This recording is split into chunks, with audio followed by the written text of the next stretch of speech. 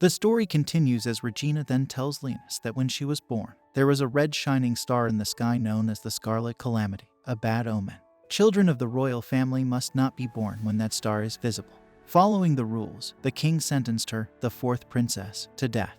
Duke Krisia, aware of the situation, pleaded with the king not to kill her. One of the duke's sons, named Edward, brought her back to his house, disguising it as her being buried in the forest. Edward and his wife were blessed with a child of their own, and they welcomed her into their family, claiming that the two girls were sisters. As she grew, she became the personal maid to Riselia to conceal her identity. Her real name is Regina Ray Ultries, known only to her platoon mates. She came here hoping to catch a glimpse of her sister from afar, but this little spirit was at the harbor. Leonis realizes that the spirit belongs to Princess Alteria, and Regina mentions that members of the royal family possess the spirit medium abilities of princess priestesses. This carbuncle is a source spirit, and through it, they can control the ship.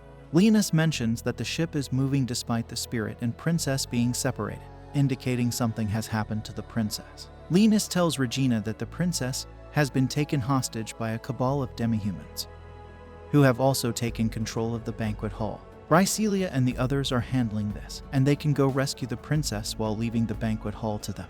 Leonis suspects that the ringleader is on the bridge, and they let the carbuncle lead the way. Meanwhile, in the banquet hall, Fenris asks the demihumans where the ship is heading, but they don't answer her. He points his gun at her, mentioning that this gun wouldn't be a problem if they could use their holy swords, but the people over there would not be able to survive if the bomb explodes. Elfine then tells Riselia that she has analyzed the bomb's functionality. She explains that one of her drones is behind the chandelier, deployed before the party started to check the ship's capabilities out of curiosity. She then explains that the wand in the hand of Jack sends a signal that triggers detonation. Riselia thinks it would be alright if they could block the signal. Elfine mentions that she can only delay the explosion with a single drone, and 1 second is all she can hold. Riselia asks her to let her prepare herself, and she then picks up a fruit fork lying on the ground, thinking that she can't use her holy sword but has the power of her vampire blood. Scene changes, and we see Leonis and Regina in the control room. They notice an artificial spirit there, and there is no one else present. Regina notices that the demihumans have locked the course of the ship and shut down the control panel, making it impossible for her to steer the ship. Leonis wonders about the princess's whereabouts, and Regina states that she briefly heard her voice through the carbuncle earlier. She might be able to determine her location if she hears it again. Leonis thinks of contacting his sister, as they share royal blood. Regina mentions that this would require her to reveal her existence to her sister. Leonis states that there are more important things at stake, and Regina agrees to give it a shot. She tries to contact Alteria, gets through, and Alteria wonders who she is talking to. Regina states that she is just a spirit medium passing by and asks Alteria where she is. Alteria mentions heading towards the flight deck and asks Regina to save the ship instead of her. She reveals that the course they are on will take them straight to the Void Reef, and instructs Regina to connect the carbuncle to the spirit monitoring system at the heart of the lowermost deck to take control of the ship. She tells Regina the access code, and Regina explains the situation to Leonis. Leonis asks Regina to take control of the ship, mentioning that he will save the princess. Regina worries about him going alone. Leonis then uses a fire spell to break the windshield and tells Regina that she is the only one who can take control of the ship. He promises that he will be fine, and Regina asks him to keep her sister safe. Leonis then leaves. The scene shifts to the banquet hall. We see that Riselia has laid out a thin thread of her blood close to Jack, and she asks Elfine to activate the jammer on her signal.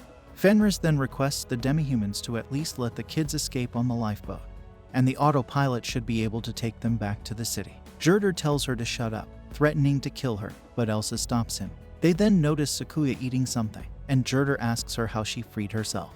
Gerdur tries to go after her, but Elsa notices that she is a warrior from Oron. Gerdur mentions that they are a clan of freaks who hunt voids to take revenge for their clan, and Sakuya states that they can kill her if someone has to die. Fenris claims she has the first dibs on this fight, and Gerdur tries to attack her, but she manages to pin him down. Elfine then activates the jammer, and Riselia uses her blood thread to cut Jack's demon sword into pieces. Sakuya takes out Elsa, and Fenris also summons her holy sword, Frostwolf, to defeat Gerdur. Riselia then takes out Jack, and with this, all demihumans are defeated. Sakuya then asks Riselia if Leonis is alright, and Riselia tries to contact him. She can't get through, and they notice that the ship is in the middle of a void reef, with the void starting to enter the ship. They manage to break into the banquet hall, and Riselia and her group try to hold them off. They defeat the voids easily, but more keep coming. prompting the holy swordsman to evacuate the citizen. Leonis then contacts Riselia, mentioning that he is telepathically communicating with her using the keychain he gave her. Riselia asks him about his status, and Leonis mentions that they have neutralized the demi-humans. But then the Void showed up. He mentions that Regina is going to the lowermost deck to take control of the ship, and he asks Riselia to go and watch her back. Riselia states that she has to protect the people in the banquet hall, and Leonis mentions that he has already made arrangements for that. Leonis then notices Cherek taking Ulteria into a helicopter, and Ulteria asks her where she is taking her. Sharnak states that there are certain people who have a keen interest in spirits, and she will be their plaything. We then see a few Voids attacking Regina while she is heading to the lowermost deck, and she gets surrounded. Riselia saves her, and we see that the Holy Swordsmen are still fighting the Voids in the banquet hall. A Brain Eater class Void then arrives, and Fenris tries to take them on, but she doesn't stand a chance as they are more powerful than the Merman class Voids. Sukuya states that she will take care of them and instructs the others to evacuate the citizens. The others then evacuate all the citizens from the banquet hall, and Sukuya uses the demon sword Yami Chidori to fight the Brain Eater class Void. Meanwhile, Riselia and Regina make their way to the lowermost deck, taking care of any Voids they come across. Regina then takes control of the ship, revealing that the access code is the Scarlet Calamity. She remembers that Altera told her the Scarlet Calamity is the name of an awful ominous star, 2 words she could never forget. Regina turns the ship around by 108, and Sharnak tries to take off, leaving Giraffe behind to die, and the Voids kill Giraffe.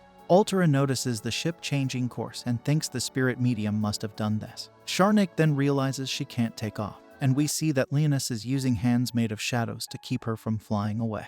Leonis takes out the Voids around the helicopter, mentioning that Sharnak will be punished for terrorizing his kingdom. We then see that Elfine and the other Holy Swordsmen, along with the civilians, are surrounded by a number of Voids with no way out. Sherry covertly takes out all the Voids, thinking that Leonis really works her to the bone.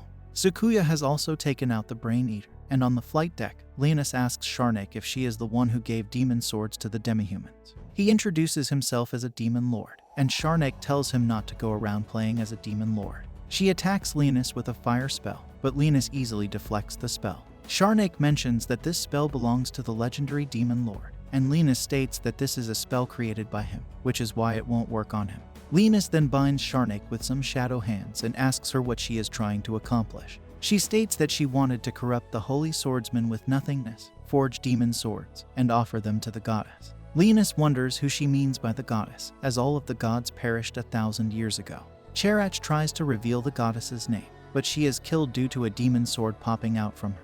This sight makes Ulteria faint, and Leonis notices that this is the demon lord slayer sword called Zarmang. He wonders why it is here, and we see that Sharnak has transformed into a Void Lord along with the Demon Slayer sword. Leonis then uses level 8 sorcery to attack the Void Lord, but it absorbs the attack due to the property of the Demon Slayer sword to counter sorcery. The Void Lord then tries to attack Leonis by teleporting above him, and Leonis dodges. Regina notices this from a camera on deck and attacks the Voids using machine guns, managing to take out all the weaker Voids. However, this isn't enough to defeat the Void Lord. Regina then fires some missiles on the Void Lord, and Riselia uses one of the missiles to come to Leonis's aid. Leonis asks Riselia to buy him some time, and Riselia does so. Leonis uses this time to activate his demon sword, and then uses his Ragnos attack to take care of the Void Lord. The scene shifts to Altera thanking the Holy Swordsmen for their display of courage and bravery. She mentions that she also saw a young Holy Swordsman among them, and Riselia states that he couldn't make it as he was feeling under the weather. Altera mentions that she would also like to extend her thanks to the spirit medium who took control of the ship, and Riselia states that she also won't be joining them due to some extenuating circumstances. She mentioned that she did ask her to relay a message, and she said that she was delighted that the princess is safe and wished her a joyous future. Meanwhile, we see that Leonis has sore muscles because of using the demon sword, and he thinks that in the end, he wasn't able to gather information on the goddess. Regina then comes to check up on him, and she states that she has baked an apple pie for him. Leonis asks her if she is all right not seeing her sister, and Regina mentions that she is good as she did get to talk to her. She then kisses Leonis to thank him, and Leonis asks her not to tease him. Regina mentions that she is only thanking him and asks him to keep this a secret from Riselia.